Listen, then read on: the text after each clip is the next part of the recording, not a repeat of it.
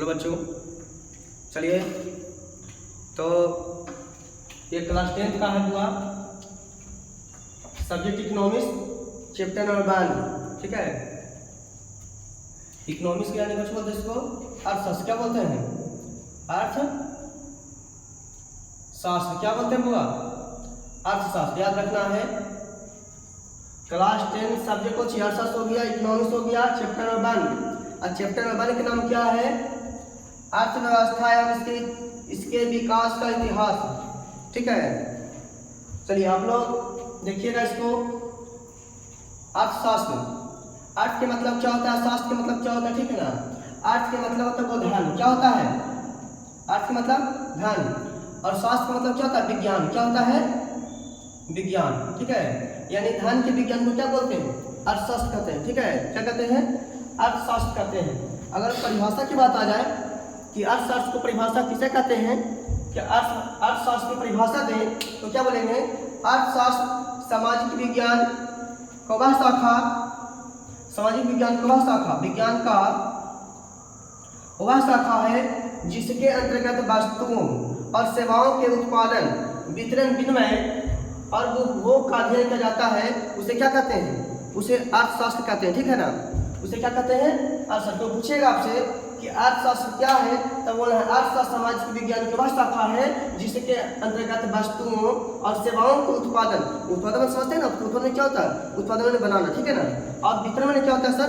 तो वितरण के मतलब कुछ होता है बांटना। क्या होता है?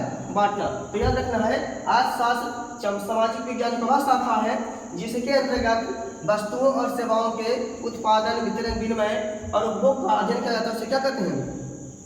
अर्थशास्त्र कहते हैं। ठीक है, अब आइएगा कि अर्थशास्त्र के पिता कौन है? अर्थशास्त्र के पिता कौन है या किसे कहा जाता है? एडम स्मिथ को कहा जाता है। किसे कहा जाता है? अर्थशास्त्र के पिता एडम स्मिथ को कहा जाता है। ठीक है, अब आ गया ये सर उपनिवेश क्या है? उपनिवेश जब कोई शक्तिशाली देश किसी कमजोर देश पर कब्जा कर लेता है तो कमजोर देश की शक्तिशाली का उपनिवेश कहा जाता है। ठीक है ना, तो पूछेगा आपसे या आ जाएगा परीक्षा में हुआ कि उपनिवेश क्या है? उपनिवेश क्या है?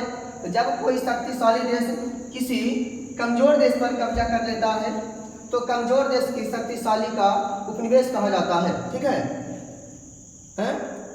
अब आगे ध्यान दीजिएगा आप लोग कि सर भारत कब आजाद हुआ था? तो बोल सकते हैं 15 अगस्त 1947 को। भारत कब आजाद हुआ था? तो 15 अगस्त 1947 को आजाद हुआ था। ठीक है, इससे पहले भारत को क्या कहा जाता हुआ? सोने का चिड़िया कहा जाता था। इससे पहले क्या कहा जाता था? सोने की चिड़िया कहा जाता था। ठीक है, और सुनिएगा भारत 200 वर्षों तक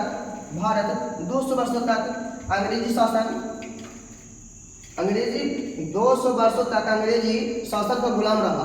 ठीक है ना, भारत 200 वर्षों तक अंग्रेजों को कुछ रहा था, गुलाम रहा था। ठीक है ना, चलिए तो इसी प्रकार से वीडियो में बने रहिएगा, आपको आगे और मिलेगा। ठीक है ना।